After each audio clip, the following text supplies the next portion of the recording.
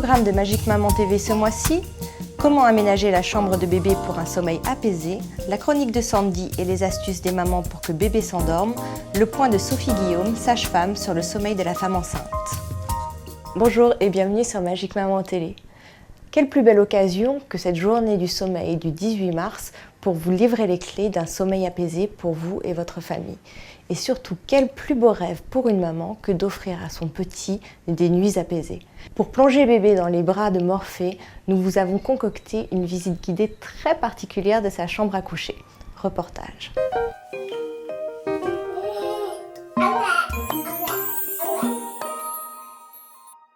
Favoriser le sommeil de bébé tient parfois à de petits riens. Marine, la maman de Nora, a fait appel à la coach déco Alexandra Druen pour bénéficier de ses conseils. Alors le problème donc de Nora, ma fille qui vient d'avoir un mois tout juste, elle a quelques petits soucis pour s'endormir.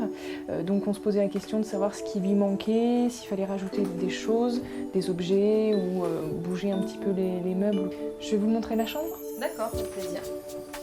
Je vous suis par ici. D'accord. Ok, une belle chambre.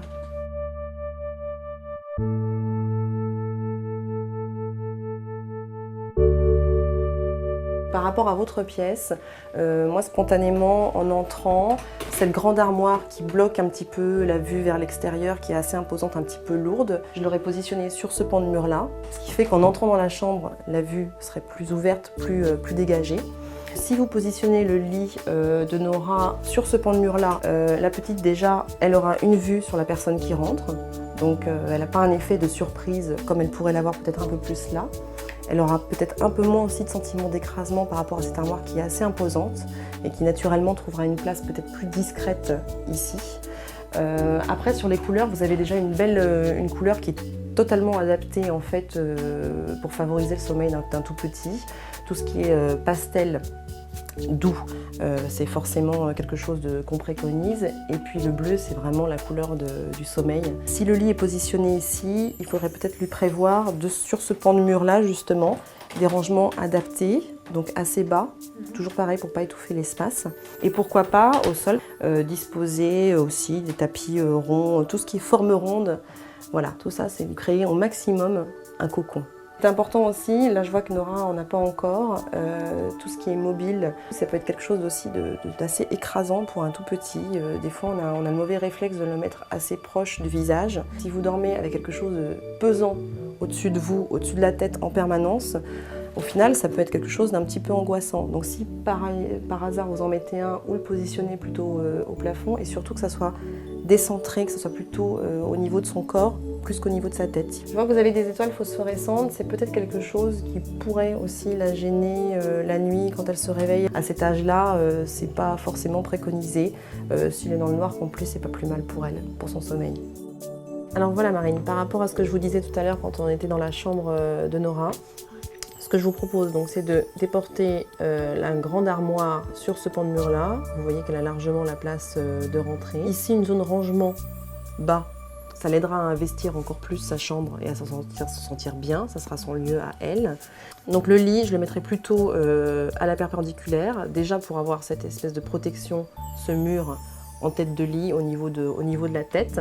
Je garderai ce que vous avez fait naturellement, c'est-à-dire l'espace détente, câlin, biberon près de la fenêtre pour être près de la lumière naturelle et la table à manger sur le pan de mur tout au fond. Ça c'est une solution qui me paraît être assez adaptée pour favoriser le sommeil de Nora.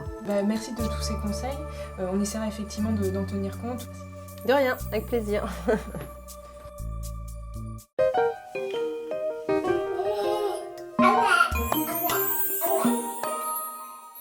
Dès le retour de la maternité, le sommeil de bébé est au centre de toutes les attentions de maman. A-t-il assez dormi? Que faire s'il se réveille en pleine nuit? Nous avons posé ces questions à des mamans devenues expertes du sommeil de bébé. Alors Sandy, que nous conseillent nos mamans pour endormir leur petit? Quand bébé a décidé de ne pas dormir, c'est parfois compliqué pour nos mamans. Donc, par exemple, Sandra a instauré un rituel du coucher 15 jours après la naissance de sa petite fille. Donc, qui dit rituel dit câlin, toujours dans le même siège, dans la chambre, dans un moment de calme, avec toujours la même musique. Et du coup, un an après, c'est nickel, la petite en redemande et ça marche très bien. Et elle a fait ses nuits rapidement? Oui, alors au bout de 2 mois, alors c'est assez exceptionnel, hein, on vous l'accorde, mais bon, au moins ça marche. Hein. Quoi d'autre comme astuce? Par exemple Daphné, qui au moment de la sieste n'hésite pas à passer l'aspirateur dans son appartement pour endormir bébé. L'aspirateur? L'aspirateur, oui. Alors il paraît que le bruit rappelle à bébé le liquide amniotique quand il était dans le ventre de sa maman. Donc c'est une astuce à éviter en pleine nuit, vous l'aurez compris. Hein. Et que nous conseillent les mamans en cas de réveil nocturne du bébé? Alors beaucoup de mamans conseillent de rassurer bébé, de toujours le prendre dans les bras, de lui faire des petites caresses, de lui montrer que sa maman est là et qu'elle l'aime. C'est toujours mieux pour lui de se sentir en sécurité et de savoir qu'il n'est pas tout seul dans le noir dans sa chambre. Et alors quand même les caresses rassurantes des mamans ne marchent pas, qu'est-ce qu'on peut bien faire? Oui, alors par exemple, Virginie a une petite astuce, elle prend bébé dans ses bras et elle le balade dans tout l'appartement en chantant Gigi l'Amoroso de Dalida. Apparemment, son petit bébé aime cette mélodie et ça le rassure pour s'endormir à nouveau. Bon, à chacun sa musique du top 50. Quoi. Voilà, c'est ça. Et alors, est-ce que vous auriez un dernier bon mot pour rassurer nos mamans qui ne voient pas leur bébé faire ses nuits? Alors le mot de la fin, on pourrait dire qu'il n'y a pas d'âge idéal pour faire ses nuits et que chaque bébé a son propre rythme et que c'est tant mieux finalement.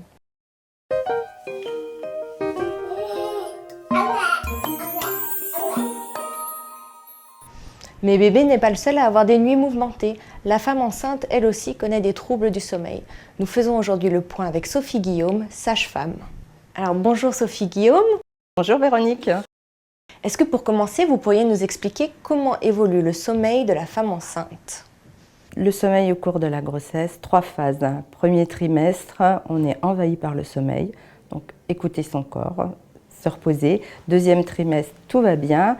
Et le troisième, bébé prend de la place et on est beaucoup plus gêné. Vous nous parliez des grosses fatigues du premier trimestre. Quels sont vos conseils pour les surmonter?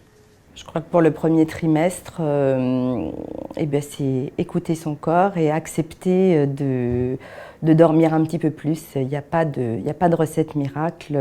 La sieste est un bon moyen et rallonger ses nuits est aussi une bonne solution. On ne va pas lutter contre le sommeil, il faut le laisser venir. Et comment remédier au sommeil agité du troisième trimestre? Alors le troisième trimestre, là on a la composante bébé qui est plus importante, donc qui est une gêne. Donc une des solutions c'est d'adapter sa position sur le côté gauche pour s'endormir et essayer de faire ses nuits. C'est aussi au niveau hygiène alimentaire, limiter tout ce qui est digestion difficile le soir, tout ce qui est excitant, café, théine. Et puis quand ça ne suffit pas, on peut avoir recours à l'acupuncture qui est un bon moyen pour améliorer la qualité du sommeil. Merci Sophie Guillaume. C'est en vous souhaitant une bonne nuit ou une bonne sieste que nous refermons cette émission. Si vous voulez de plus amples informations, n'hésitez pas à consulter notre dossier spécial sommeil de bébé sur magicmaman.com. À très bientôt.